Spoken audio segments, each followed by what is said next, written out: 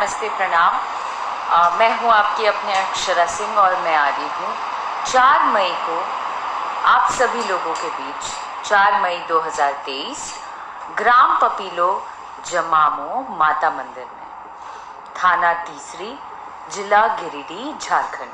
आयोजक समाज सेवी निरंजन राय जी एंड लखन शर्मा जी के यहाँ। आप लोग भी आना मत भूलिएगा।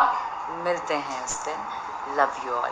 नमस्कार, प्रणाम। हम गोलू राजा 4/5/2023 यानी 4 मई के ग्राम पपीलो जमामो माता मंदिर में, थाना तीसरी, जिला गिरिडीह, झारखंड।